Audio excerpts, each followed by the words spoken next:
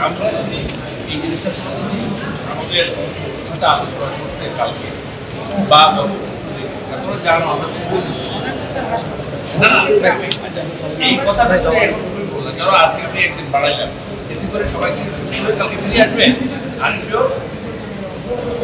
আমি বলছি এটা সবকিছু বিষয় হলো কি মানে আমি বলছি যেভাবে মানে কথা আচ্ছা ঠিক আছে আমরা আমার মনে হয় কেন আমরা নিজেরা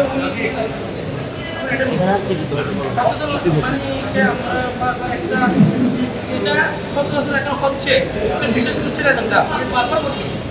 আমরা বাস্তবায়নের জন্য সবাই সচেষ্ট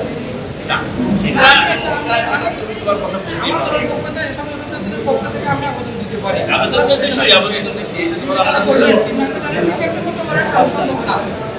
যদি না যাই তাহলে ওই সময়টা আমি ধরতে পারছি না আর যদি ধরতে না পারি তাহলে পুরো জিনিসটা আবার কিন্তু সব ডিপার্টমেন্টকে রিয়ারেঞ্জ করতে হবে এটা একটা সাথে একটা রিলেটেড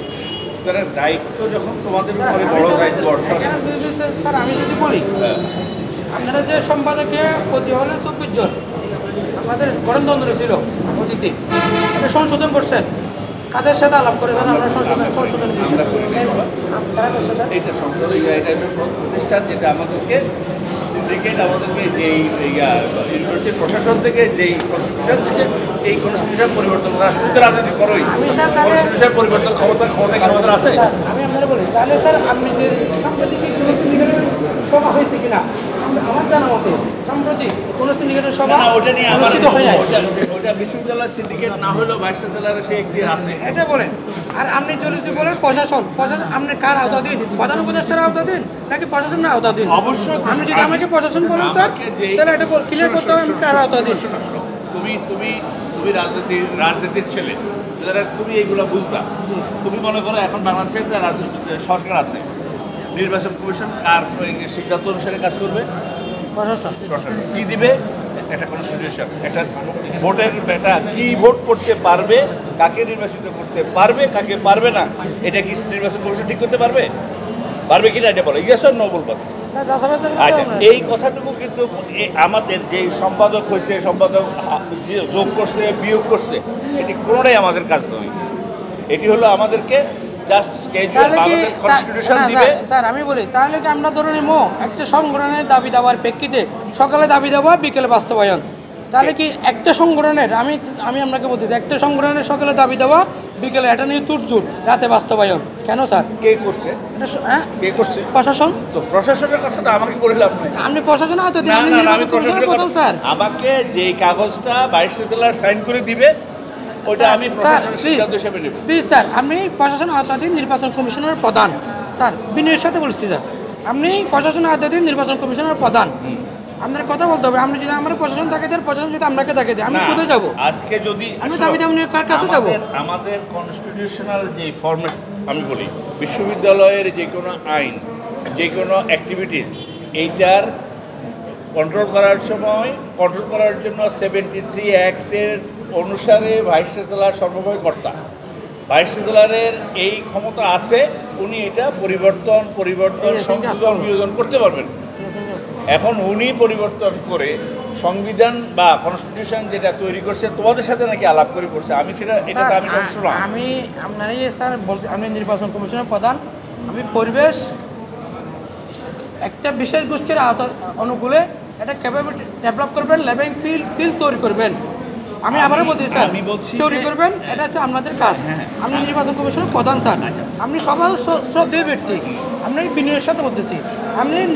কেমনি লেভিং ফিল্ড তৈরি করবেন যেমন কি কালকে একটা সংগঠনের প্রেসিডেন্ট আইটি থেকে স্ট্যান্ড দিতে চট্টগ্রাম বিশ্ববিদ্যালয় শিবিরের ক্যান্টনমেন্ট এই ক্যান্টনমেন্ট থেকে শিবির জয়ী হবে শিবিরের ক্যান্টনমেন্ট বলছে স্যার এটা ছাত্রছাত্রীদের ক্যান্টনমেন্ট না এটা শিবিরের ক্যান্টনমেন্ট বলছে আর আমরা এটা বাস্তবায়নে সচেষ্ট স্যার আচ্ছা আমি এটা নিয়ে তোমার বিতর্কে যাব না এই প্রসঙ্গ ছাত্র সংগঠনের কেন্দ্রীয় সভাপতি কেমন স্ট্যাটাস দেয় চট্টগ্রাম বিশ্ববিদ্যালয় শিবিরের ক্যান্টনমেন্ট এই ক্যান্টনমেন্টে আশা করি শিবির বিজয়ী হবে শিবিরের ক্যান্টনমেন্ট কথাটা কিন্তু স্যার অনেক গভীর অনেক বড় গভীর স্যার আমি তো নম্বর বলতে পারি না এটা আমার ক্যান্টনমেন্ট এটা আমার আধিপত্য স্তব্ধের স্পিডটা এটা ধারণ করে না এই বিষয়ে নির্বাচনী কার্যক্রমে যদি কারো ব্যত্যয় হয়, কেউ যদি তার আমাদের আচরণবিধির একটা মিনিমাম গাইডলাইন যেটা আমরা দিচ্ছি, খুব বেশি আলোচনা আমরা করতে পারি নাই, আরও আলোচনা করার জন্য আমি একটা আজকে রোডম্যাপ তৈরি করতেছি। আমি কখন কোনটা, কারণ ওই যে বললাম আগামী সপ্তাহে আমাদের প্রত্যেকের সাথে বসতে হবে, তোমরাও সেখানে থাকবা, অন্যরাও থাকবে। আমরা কোন কোন কিছু করলে, আমি বলছি শোনো আমার কথা শেষ করে, আমরা যে কাজগুলো করলে সবার কগনিজেন্সে সবার মতামতটা প্রাধান্য পাবে, আমরা সেই ব্যাপারে জাস্ট প্রার্থিতার আমরা যে এই প্রাইমারি সিদ্ধান্ত নেওয়ার সাথে সাথে আমরা তাদের সাথে বসবো, আমরা তোমাদের সাথে বসবো, বসে আমরা যেটা আমি বলি স্যার, আপনারা সাম্প্রতিক 2-1 বার বসছেন, ওখানে আপনারা একবার বসছেন, ওখানে আপনারা অজুহাত দিয়ে বেরিয়ে আসছেন কি আমাদের দুপুরে লাঞ্চ করতে হবে, আমরা সময় নাই। স্যার বসতে হলে সবার কথা শুনতে হবে, সবার মতামত নিতে হবে, সবার মতামতের প্রেক্ষিতে আপনি যুক্তির সমাধানে যাবেন। ওদিন আমাদের এই যে আজকে তুমি যেরকম কথা বলছো, ধরো এরকম একটা চিঠি দিছে, ওদিনও আমাদের কাছে একটা জরুরি মিটিং ছিল 2টায়। আমি তোমার এখন বলি, সেই মিটিংটা আমরা অ্যাভয়েড করার কোনো সুযোগ ছিল না, কারণ এখন যেরকম তুমি যেরকম মনে করো আজকে যদি আমরা নির্বাচনের এখন ফর্ম জমা নেব, আমাদের নির্বাচনী ফর্ম দেওয়া শেষ হয়ে গেছে, এখন তুমি যে এই জরুরি বিষয়টা আমাদের সামনে আনছো, এটা আমাদের কাছে কতটুকু জরুরি হবে? অবশ্যই সবচেয়ে বেশি প্রায়োরিটি পাবে। সেই প্রায়োরিটি ওদের এরকম একটা ছিল, যার জন্য আমাদের ওখান থেকে চলে আসতে হয়েছে আমরা ওই মিটিংটা করার জন্য। এখন আমাদের আমি বলছি আমরা তোমাদের সাথে, কারণ তোমরাই হলো আমাদের মূল স্টেক হোল্ডার, স্টুডেন্টরা যে যেখানে আছে, যত রকমের আছে, তাদের সাথে আমার যত বেশি বসতে পারবো তত বেশি আমি সমৃদ্ধ হব নিজে। এই সমৃদ্ধ হওয়ার জন্য আমরা যেটা করব সেটা হলো যে আমাদের খালি নির্বাচনের ফর্ম এই কার্যক্রমটা শেষ হওয়ার পরই আমাদের শুরু হবে সিরিজ অফ মিটিং তোমাদের সাথে, আর তোমাদের সাথে তোমাদেরকে আলোচনায় আমরা নিয়ে কনভিন্স করেই তারপরে আমরা যাব। যদি বলি আপনাদের বসাটা হচ্ছে আইওয়াশ, লোক দেখানো বসা। যদি লোক দেখানো বসা না হতো, আপনারা সকল ছাত্রছাত্রীদের মতামত শুনতেন, এই মতামতের প্রেক্ষিতে আপনারা একটু যৌক্তিক সমাধানে যেতেন, কিন্তু আপনারা সকল ছাত্রছাত্রীদের মতামত আপনারা শুনতেছেন না।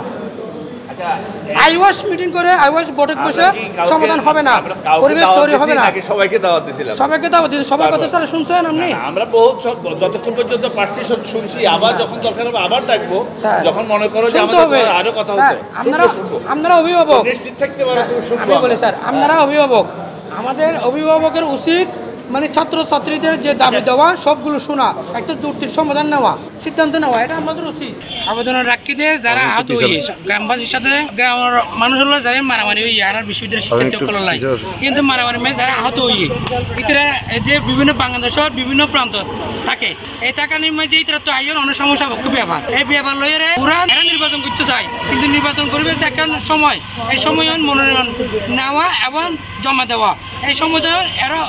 আমাদের সাথে যোগাযোগ করছে, এই যোগাযোগের প্রেক্ষিতে আর একটা আবেদন লই আর নির্বাচন কমিশনের সময় বাড়াবেলাই আবেদন করছি। সাধারণ শিক্ষার্থীদের দাবি দেওয়ার প্রেক্ষিতে 2-3 বারে আবেদন করছি। প্রধান নির্বাচন জিয়ান হইয়ে ফেসিলিটি হাসিনা জিয়ান হয়তো সম্ভব না, এই প্রধান নির্বাচন হয়ে কমিশনার হয়ে দিয়ে সম্ভব না। উনি আমার শিক্ষক, আমার সম্মানের পাত্র, এখানে আমি দাবি দেওয়া নিয়ে কথা বলছি, এখানে তর্ক বিতর্কের কিছু নাই। আমি ছাত্র, উনি শিক্ষক, সম্পর্ক এটা। আশা করতে লাগেন ইতারা কি এখন অনর দাবি অনুযায়ী ইতারা হত নিবে, ইতারা হত নিবে কি ননিব নিলে ইতারা ব্যাপার আর দাবি জানাই। যদি দাবি মানি নলয় তাহলে ফেসিলিটি আচরণ যেভাবে হাসিনা মানি নলিত নির্বাচন কমিশনের অংশগ্রহণ করতে যারা দাবি দেওয়া চাইতো আবেদন করতো মানি নলিত এই ফেসিলিটি আচরণ। উনি হচ্ছে এমনিতে ওনার বিরুদ্ধে অভিযোগ আছে, উনি আমার দূষর ফেসিলিটির দূষর, প্রধান নির্বাচন কমিশন নিরপেক্ষ ব্যক্তি না। শিবিরের কেন্দ্রীয় সভাপতি জিয়ার হইয়ে পেশিবাতে যেভাবে হয়তো ছাত্রলীগের সভাপতি ঠিক একই ব্যক্তি চয়নে তো হয়ে দেয় চট্টগ্রাম বিশ্ববিদ্যালয় শিবিরের ক্যান্টনমেন্ট এই ওয়ার্ডটান 24 স্কুল ধারণ কিনা এই ওয়ার্ড শুনিবার লাই এই পেশিবাতি আচরণ শুনিবার লাই পেশিবাতি পরিবেশ তৈরি করিবার লাগি ছাত্র জনতা রক্ত দিয়ে দেয়, ওয়াসিম রক্ত দিয়ে আমার বিশ্ববিদ্যালয় শিক্ষার্থী ফাহাদ রক্ত দিয়ে ঋতু তরব রক্ত দিয়ে দেয় এই পেশিবাতি আচরণ শুনিবার লাই পেশিবাতি পরিবেশ তৈরি করিবার লাই নম্বরাই আরা সিদ্ধান্ত পড়লেও আমরা আশা করি সবাই বুদ্ধির উদয় হইব।